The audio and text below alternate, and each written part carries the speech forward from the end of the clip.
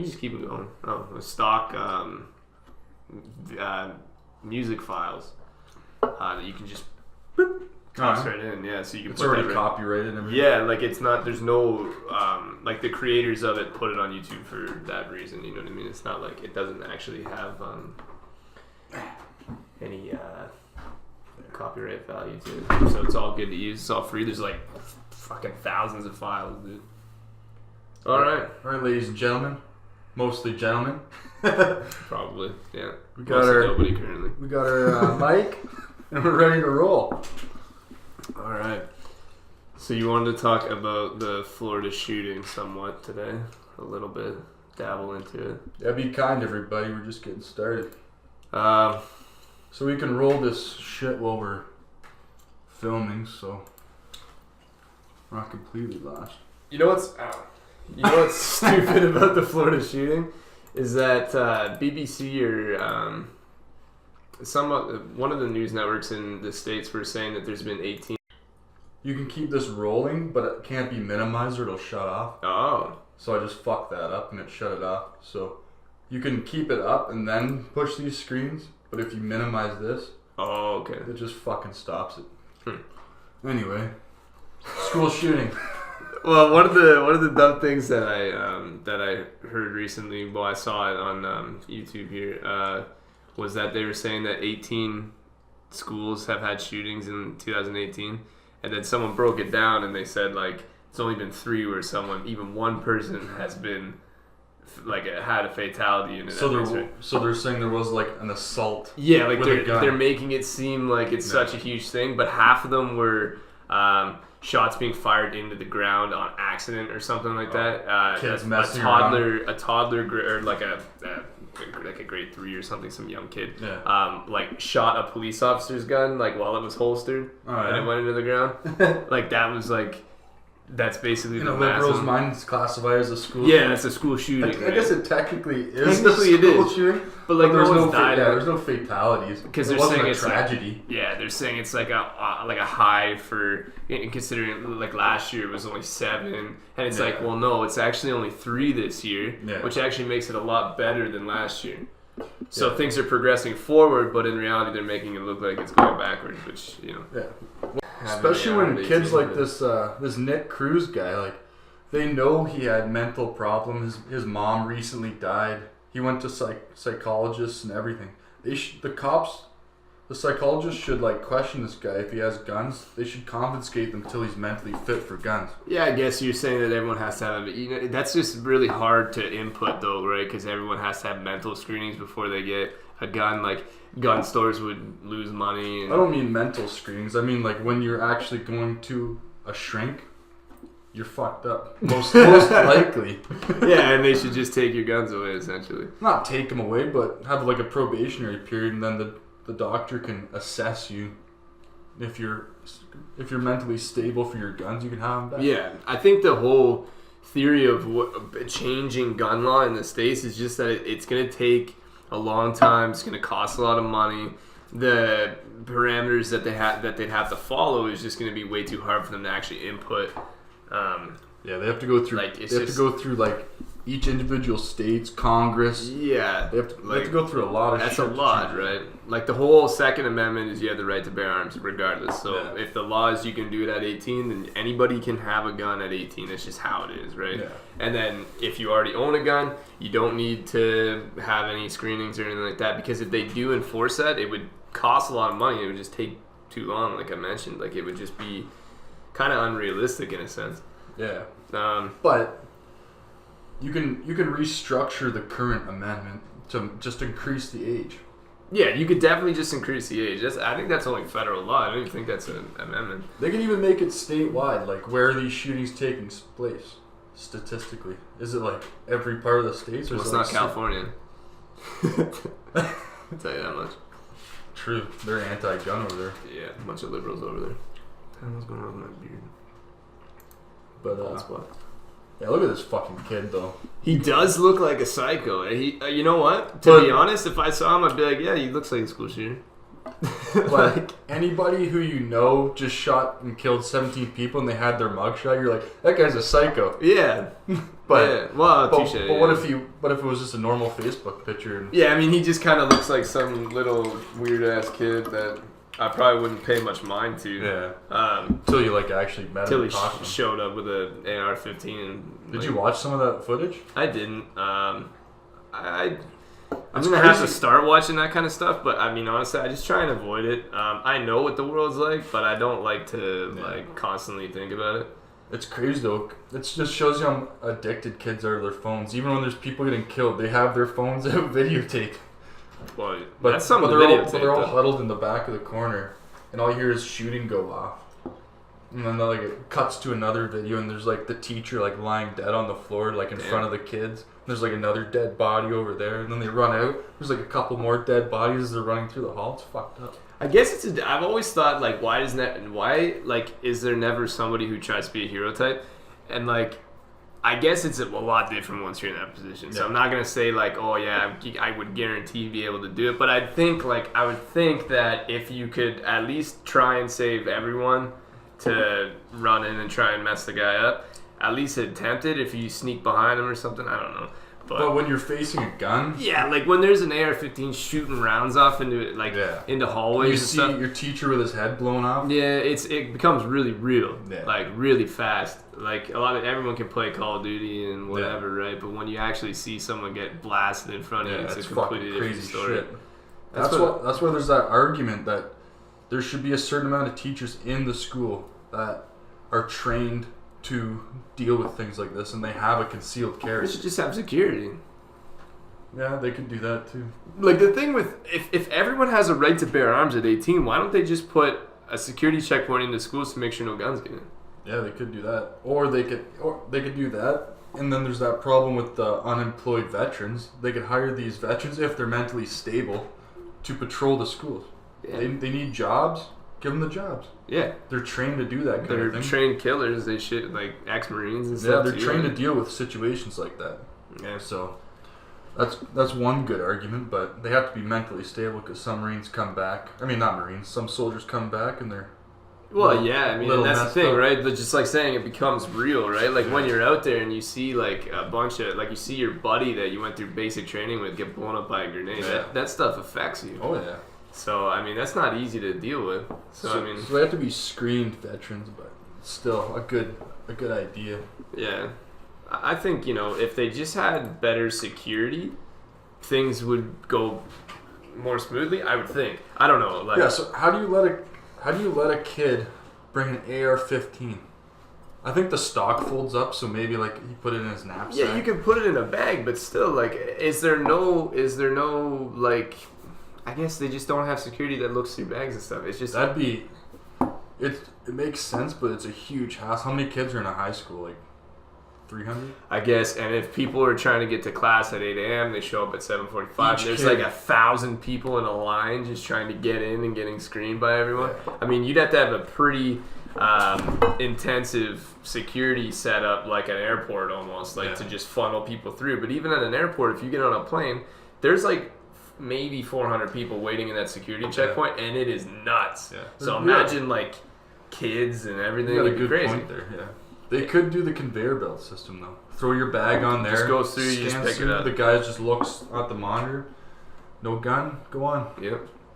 Just hope that they're not hiding a gun in their bum or anything. Hey, at least they can't stick an AR-15 up their ass. Well, you never know. Some of these kids nowadays. Milo probably could. You enjoy every minute, every inch of it. Yeah, exactly. But yeah, I don't know. Maybe that's something that they can input. But I'm thinking of it as a Canadian dude who's 24, who has no experience in any of that managing stuff of a country and of policy and stuff. And maybe they already tried to do that. Maybe that was something that they thought about already, and it just wasn't in the books. It wasn't possible. I'm sure they had a lot of things, because the most famous one was the Columbine shooting with the trench coat kids. So they had ample time to prepare, and they did nothing. Yeah. So I don't know. You could go down the conspiracy rabbit hole and say that they when these kids go to these psychologists and they're government psychologists. Oh, like what's that theory that the Manchurian candidate? Yeah. It sounds fucked up, but it's a very good idea to brainwash these kids into shooting up schools, and then they could take the guns away from the American people. It does sound messed up. Because what do liberals want more than anything else? Take the guns away from the civilians. It's true, and I mean it makes complete sense. It's crazy, I know, but I don't know any of the facts. I'm just saying it makes sense if they were to do something like that, because it's a crazy shit. There's been way crazier things that have happened in this world, so I mean that could very well be the case. It's crazy, but it's in the realm of possibilities. Yeah, like there's been. I'm not confirming or denying. Not that anyone's going to take our word as gospel, anyways. But yeah, I mean that could be a thing too. I mean, I think in the States more so than in Canada, a lot of that kind of stuff happens. I think Canada's more. Well, name one Canadian school shooting. I bet you there's none. Yeah, I don't even think there was one. Because we definitely would have heard of it. First of all, we don't even have access to guns like that. Like, we could order them and stuff, but like, there's a big process that it takes, right? It's actually not. It's not as crazy as you think. Well, I guess my buddy has a few semi-automatic. Yeah, like he's got an AR-15. He's got like a PP-2000, which is a machine gun. Yeah, it's not as crazy as you think. You do a weekend course for your non-restricted, and then you could. I think it's 2 more days for your restricted. So you gotta hang on once you get your license in the mail, you can go to the store and get an AR-15. Oh, really? Yeah, as long as 4 days. You can't get an automatic, but you can get a semi-auto. Well, you get semi-auto, yeah. You can't get fully automatic. Which is what that kid used. He used a semi-auto. Semi-auto is plenty enough. You get as long as you can pull the trigger. If you get a bump stock too. Yeah. Like, I think bump stocks are legal in Canada, but if you ordered one, like, what are they? Yeah, exactly. And then you just, like, every time you shoot, that recoil just makes you shoot. Just, So it's very possible for Canadian kids to shoot up schools, but it never happens. Yeah, but why is that? I think because the States overprescribes medications to kids more so than Canada. Think so? I know so. I know so. I don't know so. I think so. Yeah. Well, I mean, it's a very plausible point. So I mean, well, how is it only the States out of the whole world? How do you never hear of school shootings around the world? It's only in the States. Yeah. So I don't know.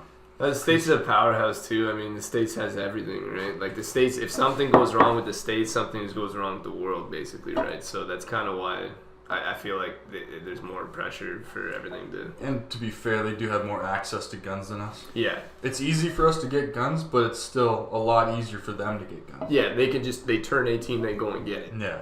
Like there's no. Yeah. For us, it's like most people don't want to take the time to do it. Some people even fail the test and stuff. So it's true. I mean, if you failed the Canadian firearms test, just don't ever go and try it again because you're a fucking idiot. Yeah, I mean, but that's what I say that about our driving test too. Like the G1, people fail that all the time. Like I was talking to someone, they said that they failed it 4 times or something. I'm like, you got to be the dumbest person I've ever talked to in my life. You failed the G1? They pretty much give that to you. Yeah, it's like, what is this? What is it? An octagon sign that's red and says stop in it. What does that mean? Yeah, it's like that's a sign for go. I'll tell you how easy the G1 driver's test is. Know the little booklet you get? Yeah. I didn't read any of it. I went into the test and I don't know what I did. I don't think they give you the grade, but something they do if you ask. But no, they didn't ask. I just passed. So yeah, I didn't ask any questions. But the driving part, I failed twice or something. And the third you time, get a shit instructor though. That's the thing. Yeah, exactly. The third time I did it, I did shittier than the first 2 times, and I passed. So they just pick and choose. Yeah, I've been lucky with mine because like when I did my G2, I had a pretty good person and I passed, and then my G, I showed up in a rear-wheel drive car with summer tires on in the middle of winter. Yeah. And this girl, all we did was talk about driving drunk and like partying and stuff. That's all we talked about. And then she passed me. Like I couldn't parallel park, couldn't do anything. I was just sliding everywhere. Like so, And she still passed me. She was like, "Oh, I understand, blah, blah." She's like, "I really don't care." It's like, "Oh, okay, well." That's the keys to success on things like that. You have to befriend the person who is in control. Sometimes you can't, though. Yeah. Because some of those people, like the old guys or like the crotchety old ladies. And why is it Indians that test you? I don't know, because Indians here drive terribly. Yeah. So I don't know how they got. The first 2 times I got like 2 old Indian guys, and they're like, "You fail." I'm like, "But no, you fail." And then the 3rd time was just like a middle-aged woman. She passed me, no problem. Yeah, I don't know. I don't like the. I don't know why they make you do the parallel parking either, because I understand, but like, who parallel parks ever? It's true. Do you? If I saw a spot where I could parallel park, I'd probably avoid it and go somewhere else, because I don't. I don't get out much, but yeah, fair enough. I've been driving for a decade, more than a decade, and I never parallel park. Yeah, it's like, why? You just go somewhere else. Like, just go do it. I'd rather walk a block than parallel park right in front of the location where I'm trying to go. I just don't really care for it. I can do it. I mean, I'd understand, like, if you're in, like, a metropolis like Toronto. Yeah, because you have to, right? Like, there's not... If the parking's only on the road, you got to park somewhere. But I'm not going to tell you where we're from. But where we're from, you can definitely avoid parallel parking. Yeah, you can.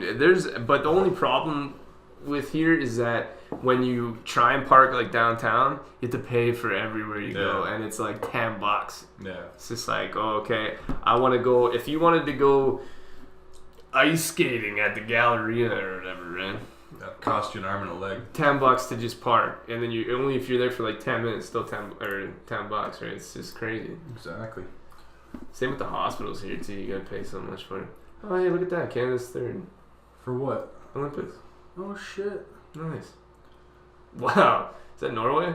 They're just cleaning. Norway, eh? Damn. Germany. They're still. Hey, still good. Russia got caught for PEDs. The curling guy. I'm like, what do you need PEDs for curling, bro? Come on. No kidding. There's. Curling, he needs his push-up. He needs his quad really jacked. Curling requires 0 athleticism. No, well, unless you're the sweeper. Because you gotta have some cardio for that. You need a little agility for that. Just maybe he's taking EPOs. And you need your lungs, you know. You need a lot of cardiovascular. You gotta yell, hurry hard, hurry. Tell you one thing, it's not worth taking PEDs for that fucking sport. No, it's not worth like losing your like medal because you took PEDs in curling, man. Come on, like what? The Russians love their drugs. Well, hey, I mean... They're performance-enhancing drugs anyway. Look at if they just opened the PEDs up to the Olympics, it'd be way more entertaining to watch. Let's be honest. Everyone would be like freaks of nature, insanely fast, insanely athletic. It'd be great. It'd be way more entertaining. Just like the UFC. If they opened up PEDs, you'd see a bunch of Mongoloids just beating the hell out of each other. The best years of the UFC was when it was the Wild West. Like back like UFC 10 and stuff. No, even before you saw it, like it was so easy to get around. They said like the Vitor Prime days. Yeah, and before you saw it was pretty. Most of the people called it a smart test. Like you have to be retarded to fail those tests. Yeah. Because you know when you're getting tested before and after, and then the odd time they'll give you like 24 hours notice or whatever. You can totally avoid that shit. Yeah. But some of the guys are just so geared up that they get caught. Well, Vitor being one, as well as Overeem. Both big boys, man. Ubering. Yeah, back in the day. Horse meat and steroids. Horse meat in the steroids. Yeah. Allegedly. Yeah, I don't know. I wish they would just do that. I think they should make like a super heavyweight division. Where like that. Where like you get like juicy Brock Lesnar fighting like Bobby Lashley. And it's only 2 rounds because they won't last 3. Yeah. It's just till whoever knocks each other out. Exactly. It could be like 4 hours, who knows, but they just keep slugging. Instead of a 1 minute interval in between the rounds, it's like 5 minutes. Yeah, they just give them a breather to let them chill out. Give them a beer, some cupcakes. Yeah, you get like Hafthor Bjornsson in there just like fighting people. I mean, none of them have any fighting ability really, like Brock Lesnar does. But he's not super heavyweight. No, but like those people who would be like the Jay Cutler kind of like big massive dudes. Like those guys can't fight. No, but it'd be hilarious. You see some foreign events of super heavyweights. They're 95% of the time. Yeah, they're like they're jacked, but they're fat as fuck. They're like they look like strongmen.